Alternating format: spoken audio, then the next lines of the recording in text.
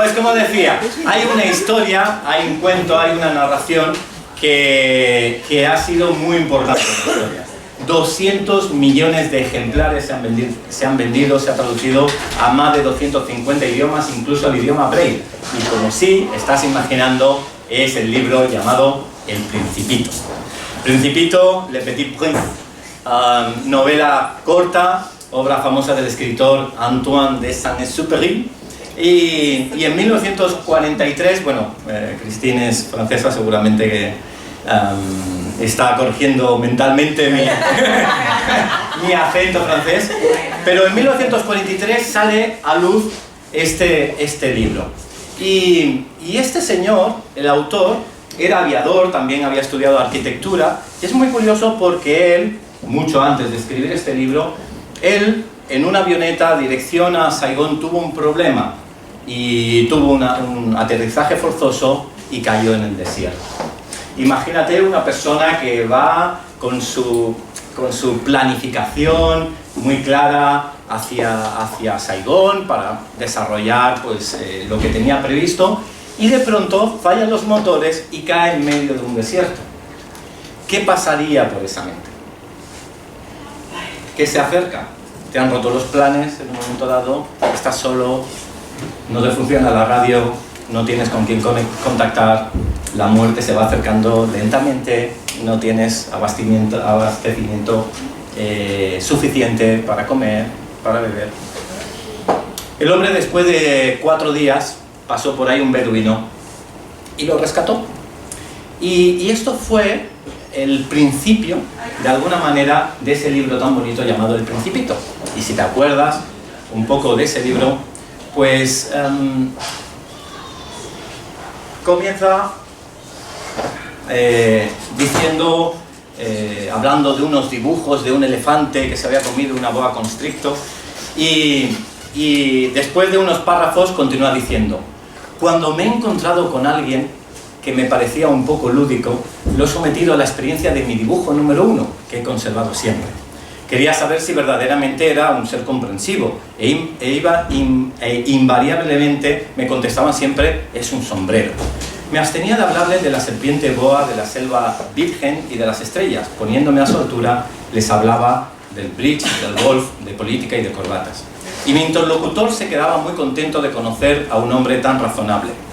Vivía así solo, nadie con quien poder hablar verdaderamente, hasta cuando hace 6 años tuve una avería en el desierto del Sahara. Algo se había estropeado en el motor. Como no llevaba conmigo ni mecánico ni pasajero alguno, me dispuse a realizar yo solo una reparación difícil. Era para mí una cuestión de vida o muerte, pues apenas tenía agua de beber para 8 días. La primera noche me dormí sobre la arena, a unas 1000 millas de distancia del lugar habitado más próximo. Estaba más aislado que un náufrago en una balsa en medio del océano. Imagínense, pues, mi sorpresa cuando al amanecer me despertó una extraña vocecita que decía: por favor, píntame un cordero, píntame un cordero. Me puse en pie de un salto como herido por el rayo, me froté los ojos, miré alrededor, vi a un extraordinario muchachito que me miraba gravemente. Él utiliza esa experiencia personal, esa situación en el desierto, inicialmente mala, para luego ilustrar un libro que va a iluminar muchas mentes, ¿no? Y de alguna manera cuando hablamos de desiertos, hablamos de algo que es muy cercano a nosotros. Por desgracia, a veces son desiertos que vivimos durante una larga etapa de tiempo, a veces son desiertos que vamos visitando en nuestra cotidianidad, pero hoy, sea como fuere, quiero hablar de los desiertos de Dios, y concretamente cuando llega el desánimo en esos desiertos de Dios. Si vemos la Biblia, es muy intencional y explica muy bien algunos desiertos. Por ejemplo, José de Egipto, un chico incluso con un don profético que recibía sueños de parte de Dios, joven, 18 años, amado por su padre. Él de pronto es vendido y al final va siendo, conocéis la historia, pues hasta esclavo, y queda a la sombra durante 12 años. Sin duda es un desierto para José. Hasta los 30 años no va a ser levantado hasta el segundo de Faraón. Moisés, conocéis también cómo 40 años en la corte de Faraón pero luego intenta hacer justicia por su mano, porque ve un trato injusto hacia el pueblo de Israel, y tiene que huir a un desierto, 40 años solo en el desierto, cuidando ovejas, cabras, ganado. Vemos a David, el rey David, cómo había sido ungido para ser un día el rey de Israel, y es perseguido por el rey actual, Saúl, y tiene que esconderse hasta decir: ¿acaso soy una pulga, soy un perro, que me tengas que perseguir de esta manera?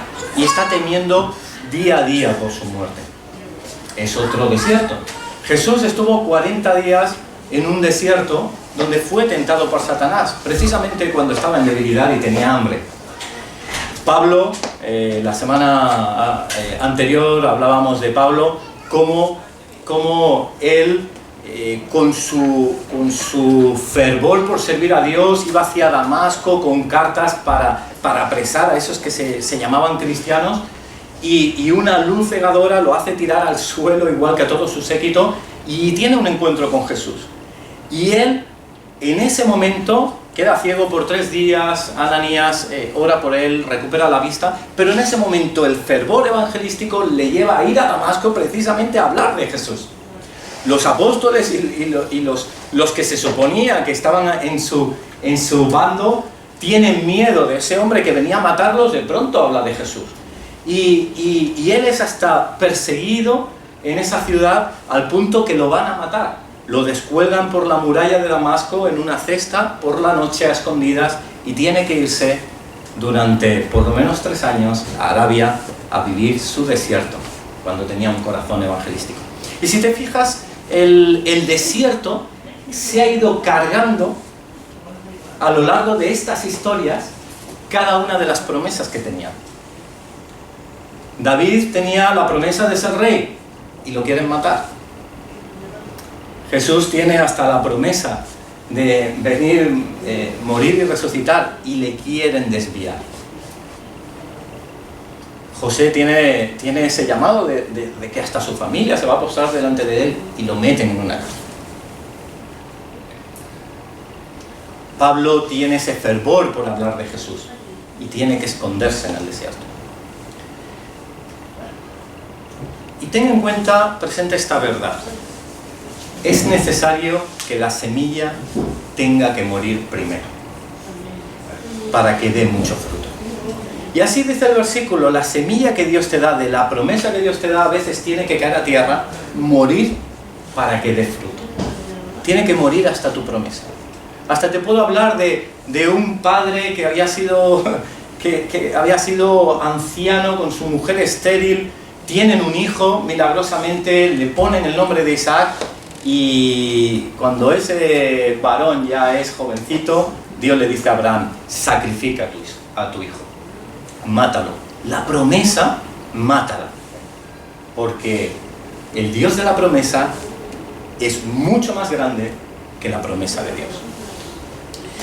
Y los desiertos nos van a ayudar pues a entender de una forma interna esta realidad. Entonces, para situarnos en una historia bíblica, vamos a tomar brevemente algunos aspectos del mismo Moisés. Moisés, después de esos 40 años en la corte, va al desierto buscando refugio, y él en ese desierto encuentra pues a una mujer, Séfora, con la cual se casa. Va a trabajar para su suegro, cuidando de su ganado durante esos 40 años. Va a trabajar para Yetro, cuidando de unas ovejas, que realmente pues es el oficio, pues entre comillas, más sencillo. Y un hombre que era un hombre de estado, un hombre de corte, pues tenerlo ahí es como si actualmente tuviéramos un estadista, un hombre, no sé, ahora sería pues un Pedro Sánchez o un Rajoy, o un hombre de estado reconocido, que está bien preparado, y de pronto pues lo ponen ahí a cuidar algunas cabras.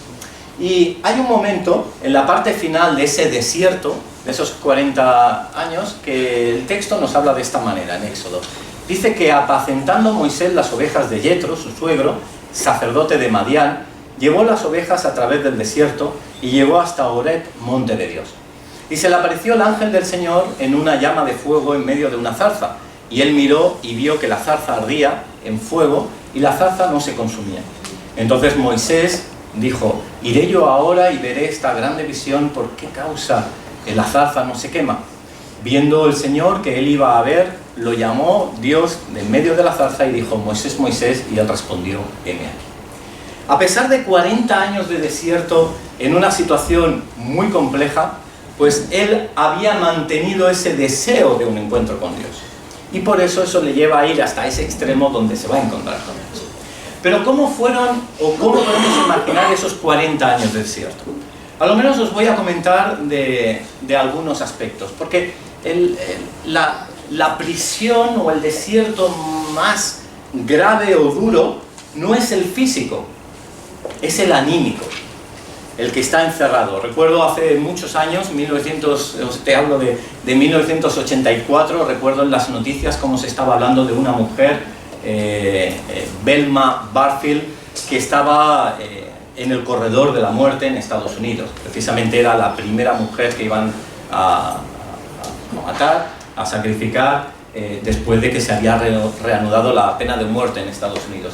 Y a mí me sorprendió cómo las noticias dijeron que esa mujer había conocido a Dios y de pronto estaba predicando en televisión de cómo Jesús había transformado su vida y que tenía una paz infinita y no le importaba si salir viva de ese estado o no, porque se sentía libre totalmente, porque entendía que la prisión más fuerte es la del corazón. Desgraciadamente, o Dios lo querría así, el 2 de noviembre de 1984 pues murió. Y ella fue un ejemplo, cuando yo no sabía nada de cristianismo, de cómo una persona podía ser transformada internamente. Y de alguna manera Moisés, pensamos que más que la libertad física, que se podía mover por un gran desierto, pues habían cosas que estarían en su mente. Una de ellas es la injusticia. Sentirse que hay un pueblo de Israel totalmente oprimido, en el cual él ya no puede interactuar. Él tenía un sueño de justicia. Él incluso podría entrar en algunos procesos que nosotros a veces entramos cuando estamos en momentos de desierto. El culpar a otros. ¿Ves? Es que, ¿por qué estos me querían matar a mí cuando yo quería ayudarles? ¿Por qué mi propio pueblo? ¿Por qué están los egipcios pues oprimiendo? Y de alguna manera, cuando nosotros estamos en desierto, intentamos culpar a otros. A veces sucede que llegamos incluso a culparnos a nosotros mismos. Moisés, ¿cuántas veces llegaría? No lo sabemos, pero quizás a pensar que por culpa suya de haber matado a ese egipcio, pues ahora estaba ahí. Y la autoculpa pues va a ser también alguien que nos va a visitar en momentos de desierto. Y una tercera es la culpa contra Dios. ¿Por qué Dios permite esto? ¿Acaso? Pero si yo quería ayudar, ¿por qué? Y es cuando ya entramos en algo peor que la falta de perdón a otros, que la autoculpa, que es la rebelión. Cuestionar por qué Dios hace las cosas. Entonces, encontramos que ese va a ser un primer punto, ese sentimiento de injusticia. Habrá otro que sería cómo se sentiría en ese sentido de aburrimiento, de profesionalmente muy por debajo de su capacidad, incluso trabajando para su suegro y con un oficio que está muy por debajo de su capacitación, y viendo como todos los días, como la película del Día de la Marmota, se levantaría y casi todo se repetiría insistentemente en una rutina que parece que no tiene sentido, pasando de los 40 años a los 80, cuando parece que te estás quemando toda la plenitud de tu vida. Una vida sin propósito, se pensaría, ¿qué hago yo aquí? ¿Acaso no sería más útil de otra manera? ¿Y te has hecho alguna vez esta pregunta? Es decir, ¿por qué estoy en esta situación trabajando tanto, en esta situación tan hostil, o consecuencia de estas circunstancias? Y esto es tan complicado. Incluso ese ralentizamiento del tiempo hace que a él se le vaya perdiendo la práctica del habla, y cuando se presenta delante de Dios, incluso dice la Biblia que era lento en el habla. O sea, no es que fuera tartamudo, sino que que se le había hasta paralizado el mecanismo de llevar sus pensamientos a la propia conversación, ¿no? Otro punto sería el de la soledad. ¿Cómo se sentiría? Casado con Séfora, que ni siquiera era judía, sirviendo a madianitas, que era un pueblo extraño, y que no coincidía con su teoría de cómo debería haber hecho Dios las cosas. Se sentiría con autocompasión, soledad, nadie le entendería bien, nadie era hebreo allí, nadie podía entender la carga por su pueblo. Y es que la autocompasión es destructiva. Es como irse hundiendo en la arena y poco a poco te va cubriendo. Es como dormirse en el hielo o en la nieve, que si uno se duerme, pues poco a poco va perdiendo sus constantes vitales. Y entra el desánimo. Desánimo, la raíz de la palabra es perder ánimo, perder el alma. Es como sentirse sin alma. ¿Sabes? El desánimo es la herramienta más eficaz de Satanás. Si Satanás quiere cargarse el plan de una persona cristiana que le busca, la más eficaz, el desánimo. ¿Cómo podrías detener un vehículo? Puedes pinchar las ruedas, puedes romper los cristales, puedes intentar desviar la dirección, pero si simplemente lo dejas sin combustible, no sirve para nada. Es una caseta y una tienda de camping en medio del campo. No sirve de nada. Y el desánimo es quitarte el combustible. ¿Sabes? El desánimo es un momento propicio para que entre el pecado. En ese momento de desolación, que no tienes valor por ti, que cuestionas por qué Dios trabaja de esa manera, que culpas a otros de tu situación, que sientes que eres una víctima de esa situación, que estás recordando cosas del pasado que parece que eran mejores. Y todo eso lleva a la perdición. Y hay otro hombre que escribe, la verdad es que los Salmos es una oportunidad para ver cómo Dios habla a través de los sentimientos. El otro día estaba hablando con una amiga que me decía que tengo muchas emociones. Y las emociones, pues parece que como que no me permiten entender más cosas de Dios. Y no es así, porque Dios puede hablar también a través de las emociones. Y los salmos pues están llenos de emociones y ves cómo realmente pues pueden ser dirigidas. Pero es verdad también que el corazón puede ser muy engañoso, y más en situaciones de desierto.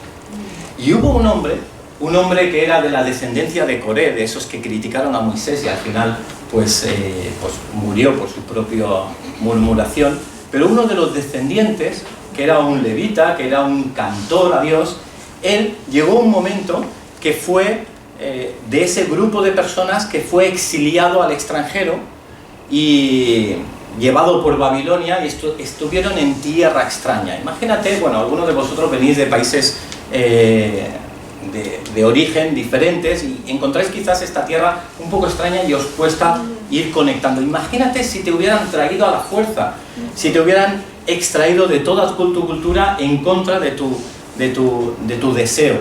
Y imagínate pues que encima se tuviera que adorar a otros dioses que van muy en contra del tuyo. Es una situación complicada.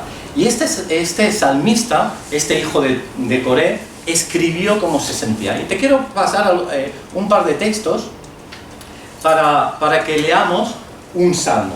En verdad, voy a leer dos salmos, tenemos en la Biblia el 42 y 43, pero en verdad parece ser que era un único salmo, porque hay frases que se repiten y porque el 43 no tiene un encabezamiento que lo indique. Entonces nos hace pensar que es el mismo salmo. De cualquier manera, vamos a leer los dos y veremos el contenido. Mira cómo él actúa en momento de aflicción en ese desierto, sentirse lejos de su pueblo y de su tierra. Dice: como el ciervo brama por las corrientes de las aguas, así clama por ti, oh Dios, el alma mía. Mi alma tiene sed de Dios, del Dios vivo. ¿Cuándo vendré y me presentaré delante de Dios? Fueron mis lágrimas mi pan de día y de noche, mientras me dicen todos los días: ¿dónde está tu Dios? Me acuerdo de estas cosas y derramo mi alma dentro de mí, de cómo yo fui con la multitud y la conduje hasta la casa de Dios. Entre voces de alegría y de alabanza del pueblo en fiesta, ¿Por qué te abates, oh alma mía, y te turbas dentro de mí? Espera en Dios, porque aún he de alabarle, salvación mía y Dios mío. Dios mío, mi alma está abatida en mí. Me acordaré, por tanto, de ti desde la tierra del Jordán, y de los hermonitas desde el monte de Mizar. Un abismo llama a otro a la voz de tus cascadas. Todas tus ondas y tus olas han pasado sobre mí. Pero de día mandará el Señor su misericordia, y de noche su cántico estará conmigo, en mi oración al Dios de mi vida. Diré a Dios, roca mía, ¿por qué te has olvidado de mí? ¿Por qué andaré yo enlutado por la opresión del enemigo? Como quien hiere mis huesos, mis enemigos me afrentan, diciéndome cada día, ¿dónde está tu Dios? ¿Por qué te abates, oh alma mía, y por qué te turba dentro de mí? Espera en Dios, porque aún he de alabarle, salvación mía y Dios mío.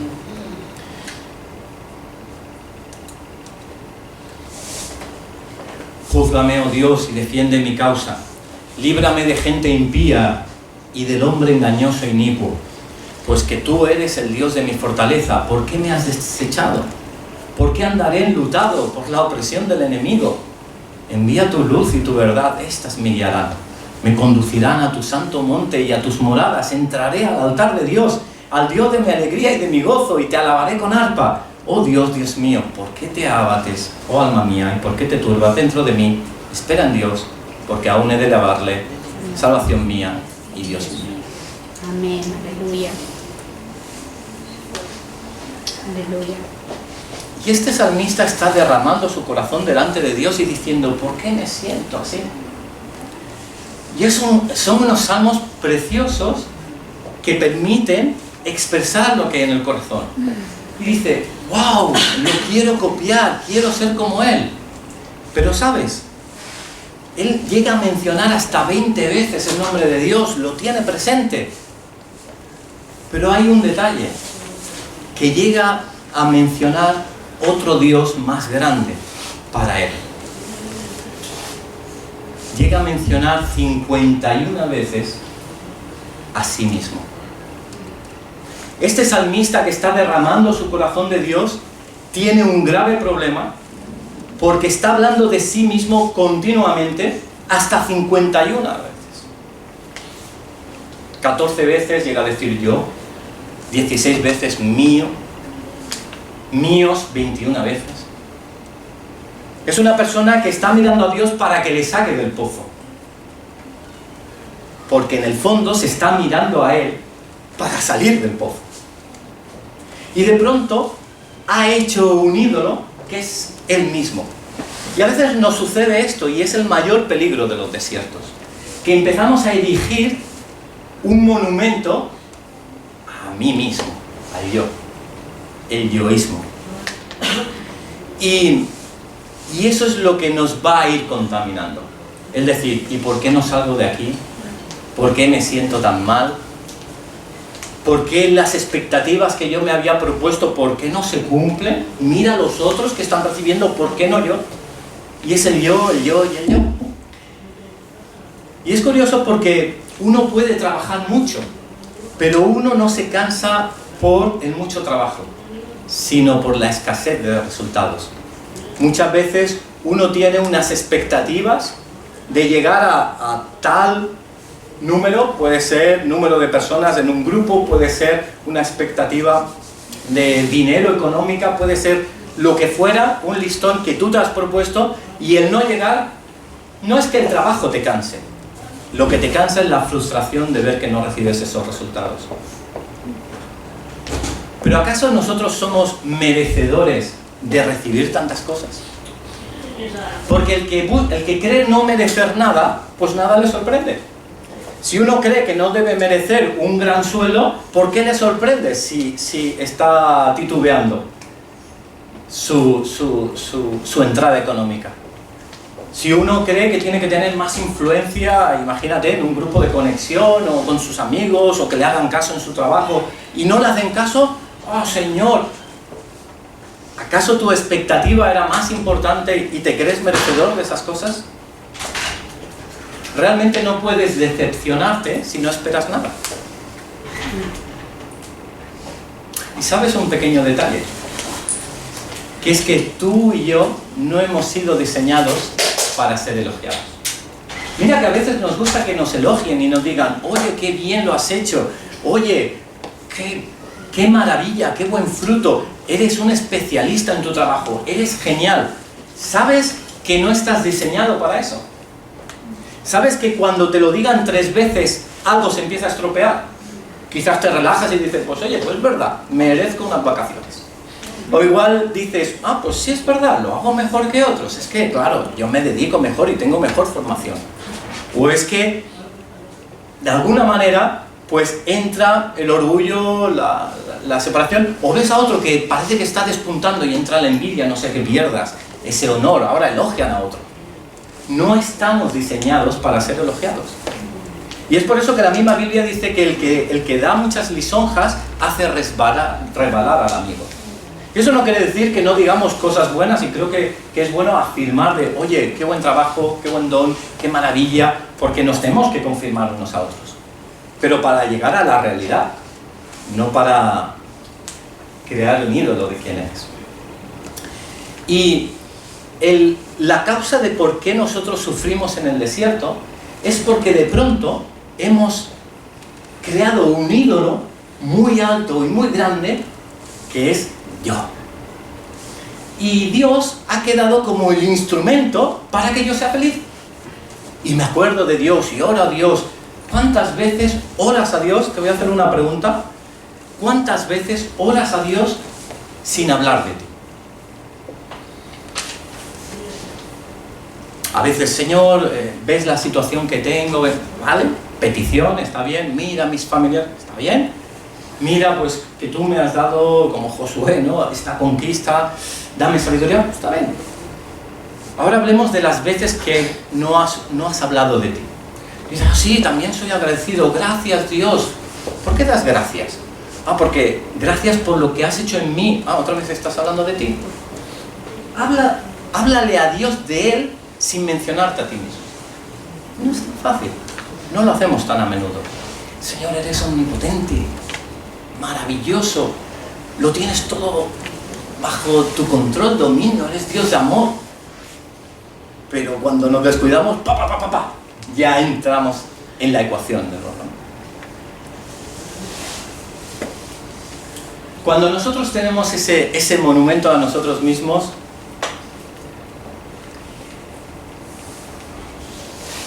nos va a llevar al desánimo, porque no alcanzamos esas expectativas, y de alguna manera nos puede llevar a la raíz de todo, que es la incredulidad.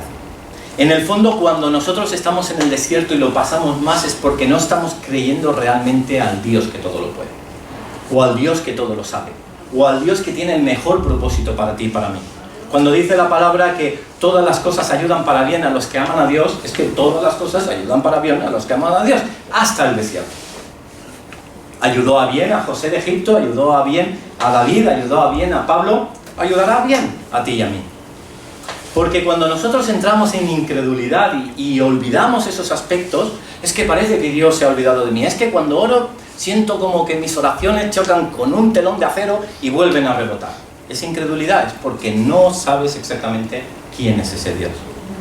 Es porque dudamos de Él. Entonces te quería simplemente comentar algunas formas para soportar mejor el sol en el desierto, la arena que quema, el viento recio, el frío por la noche. ¿Qué poder hacer en esta situación?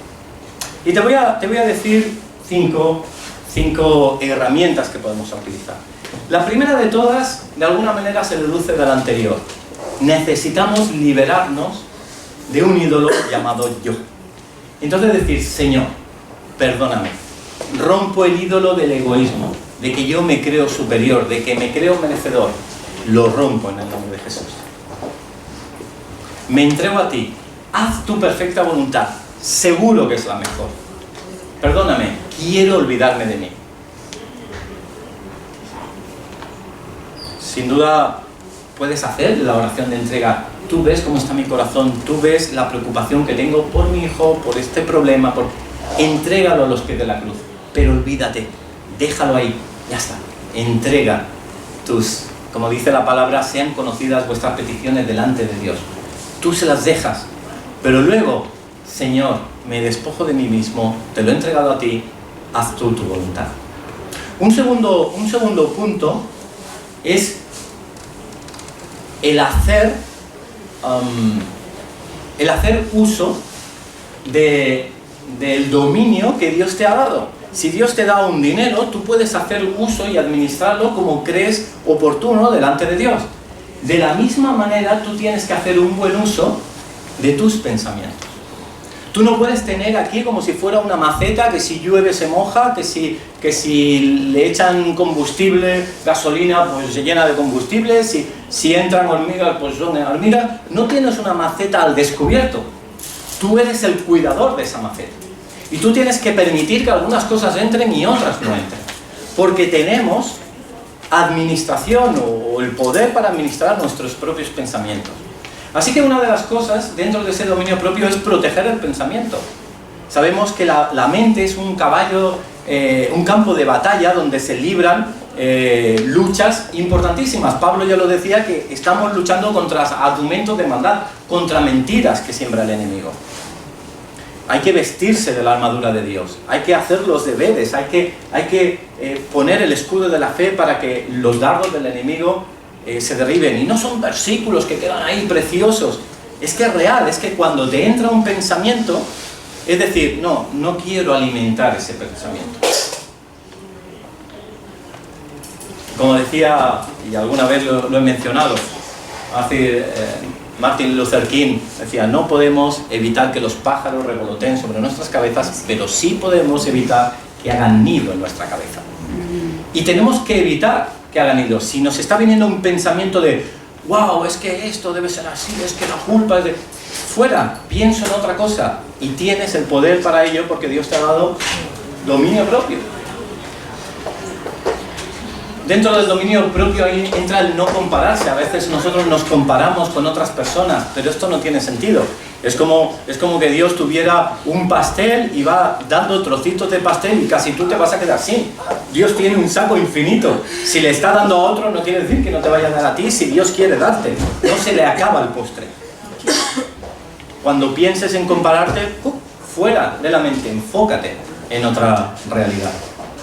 Cambia el pensamiento. En Colosenses dice, si habéis resucitado con Cristo, buscad las cosas de arriba, donde está Cristo sentado a la diestra de Dios. Poned la mira en las cosas de arriba, no en las de la tierra.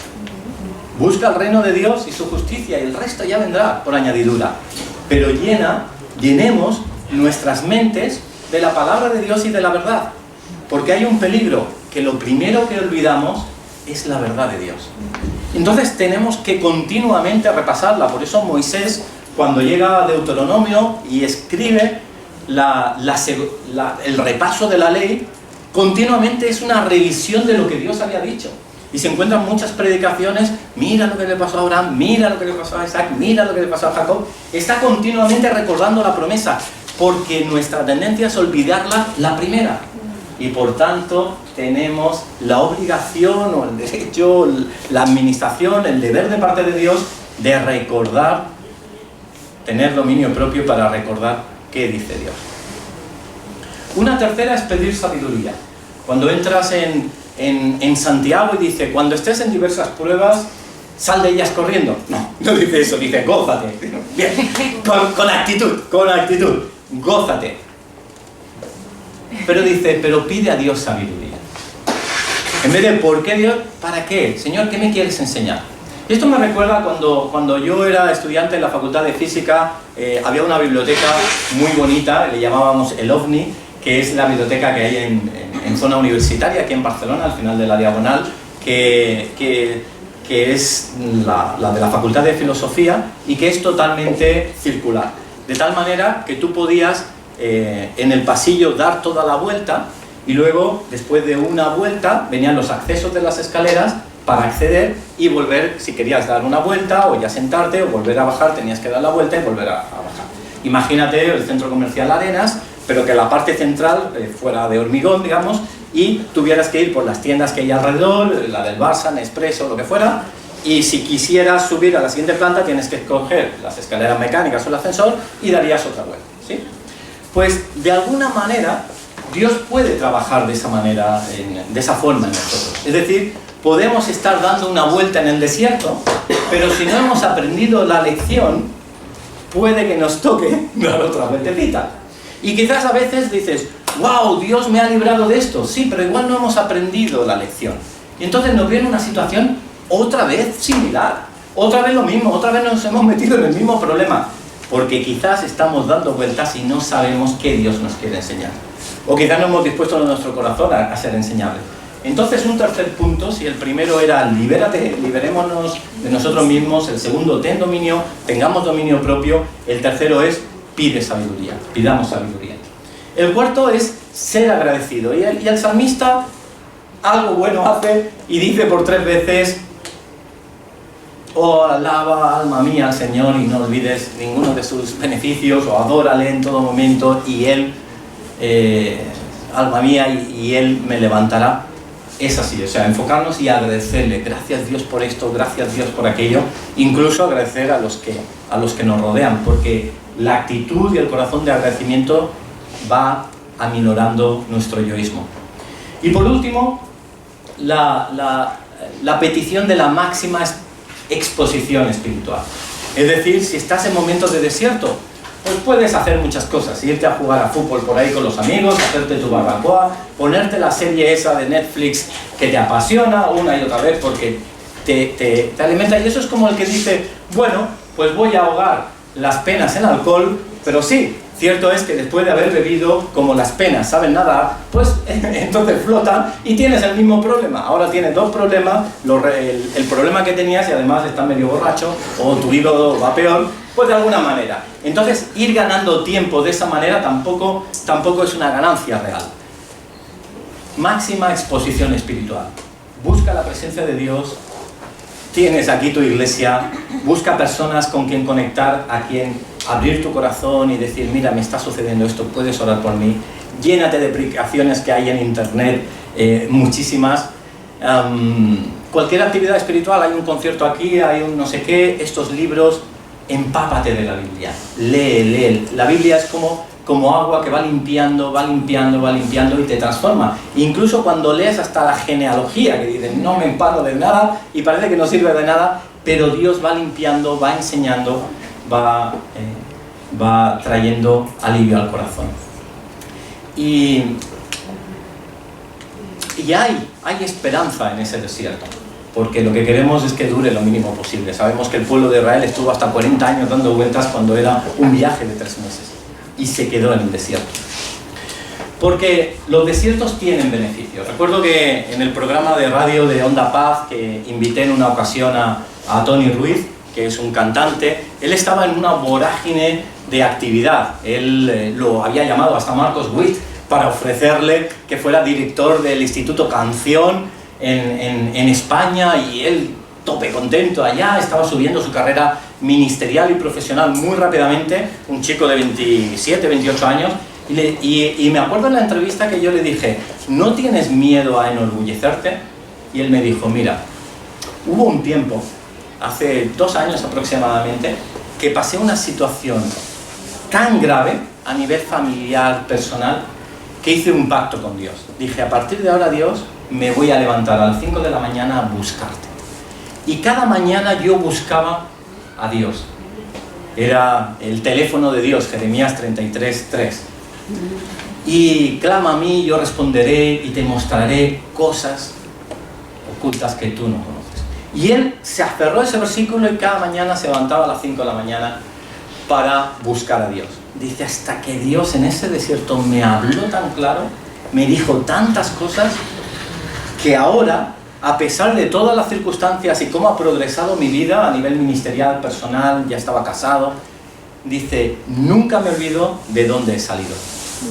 Y el beneficio, uno de los beneficios del desierto, es que Dios ha trabajado en nosotros en lugar de fortaleza con Él. No sé si conoces la planta del bambú, es una planta importante, que es una caña la cual los más inexpertos pues pueden plantar en un buen terreno, y esperar 5 meses a que brote, 6 meses, 1 año, 2 años, y cuando ya te cansas plantas patatas y luego te comes tu tortilla de patatas fritas y se te olvidó el bambú. Pero eso es un error, porque el bambú cuando es plantado llega a estar hasta 7 años sin brotar.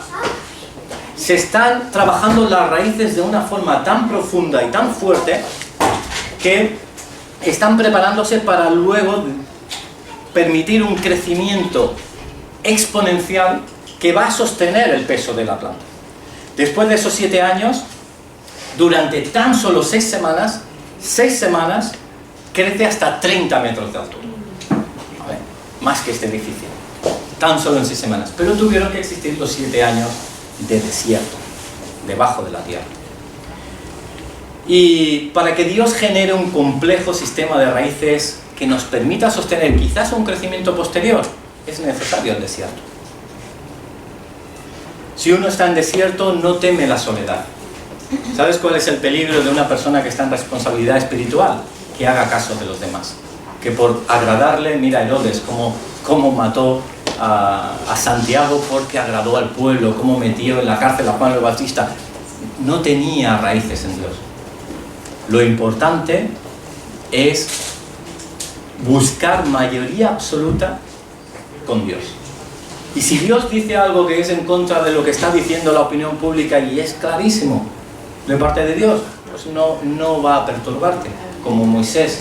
¿Por qué fue un líder que se mantuvo de pie a pesar de tener todo un pueblo, quizás 600.000 personas, hablando en contra de él, su propia hermana, su propio hermano, levantando becerros de oro, otros dioses? ¿Por qué se mantuvo de pie? Porque conocía al invisible, porque lo había conocido 40 años antes, a solas en el desierto. En el desierto aprendes a descansar en Dios. Aprendes a saber que Dios es el único que puede sacarte de ahí o transformar la situación. Normalmente los desiertos ayudan a que personas se alejen de Dios y hablen mal de Él, se rebelen o ayudan a aferrarte más a Dios. Los que son hijos de Dios profundamente te aferran más a Dios. Recuerdo en una etapa de mi vida que podría describir como la más cruda. Recuerdo de estar en la cama por la noche y sentir como la mano de Dios, algo me iba tocando mi mano y sentía tan cerca a Jesús. Gracias. Y sé de dónde he salido, sé quién había ahí, cuando nadie, absolutamente nadie, estaba en mi dolor. Te permite experimentar a Dios, te permite experimentar la realidad del cielo en nuestra vida. Y trabaja también nuestro carácter, paciencia, educables, pacientes, cuando otro sufre, empáticos con el sufrimiento de otros porque lo hemos vivido. Es difícil que alguien te entienda cuando no ha vivido lo que tú has vivido. Entonces, simplemente acabando con este personaje de Antoine de Saint-Exupéry, él cayó con el avión, lo pasaría fatal, pero luego retomó esa historia para hablar de su soledad. En esa soledad él describe como un niño con unos rizos rubios empieza a hacerle preguntas en ese momento donde él está preocupado por arreglar su motor, el motor de su avioneta, y aparece ese niño, no se sabe de dónde ha caído, y comienza una conversación. Es muy interesante porque él lo que quiere mostrar en el libro es un reencuentro de alguien que hemos olvidado, según él. Él dice que nosotros hemos olvidado al niño que llevábamos dentro. Y precisamente él cuenta en su biografía que cuando él era pequeño tenía la fisionomía de ese niño. Esos rizos rubios y esa inquietud de preguntas que nosotros hemos perdido. Incluso, no sé, los niños cuando ven el cielo azul dicen: ¿por qué, papá, el cielo es azul? Dice: vaya pregunta, vamos al Mercadona a comprar unos árboles. Pero luego cuando uno es mayor no se pregunta por qué es azul, o busca un físico teórico y le pregunta. Y entonces dices: tenemos un problema, hemos perdido la sensación natural. Y Jesús, tomando la parte espiritual de esto, Jesús nos dice: sed como niños. Encuéntrate con tu yo interior, con lo genuino de tu interior. donde está la luz del Evangelio, donde está la luz de Jesús. Ten un encuentro a solas. Es una oportunidad. La palabra en japonés que se utiliza para crisis es la misma que se utiliza para oportunidad. Que tu crisis sea tu oportunidad, porque Jesús está al control de todo. Amén. Vamos a hablar un momento, ¿os parece? Y vamos a depositarle a Dios, si tú quieres, nuestros desánimos, nuestros desiertos, nuestro ego, nuestro yoísmo, nuestra espera de elogio o de cubrir expectativas. Es Dios el que tiene eso. Pues si quieres, allá donde estás, te voy a guiar o me voy a guiar a mí mismo, voy a hacer algunas oraciones y voy a dejar espacios por si tú quieres repetir la misma o quieres decir otra similar o lo que tú quieras. Es una invitación solo. Solo te invito a hacer oraciones en este sentido y si tú lo sientes de todo corazón, sabemos que Dios va a obrar. Señor Jesús,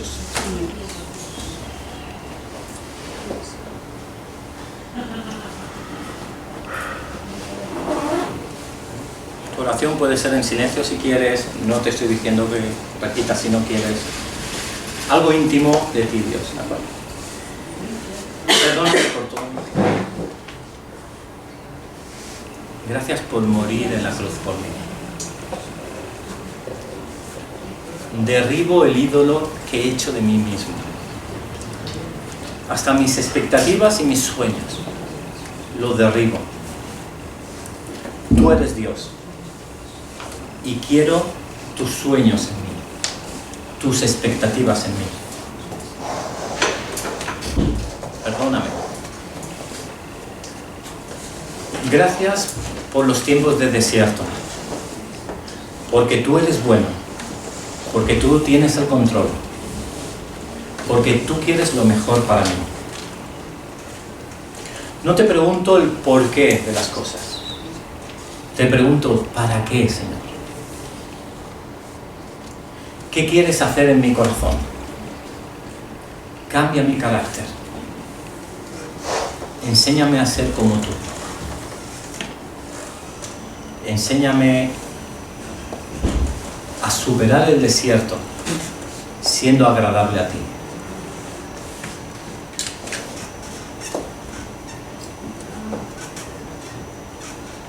Quita ese sentimiento de soledad en mí. Quita ese sentimiento de culpabilidad. Quita ese sentimiento de injusticia. Descanso en ti.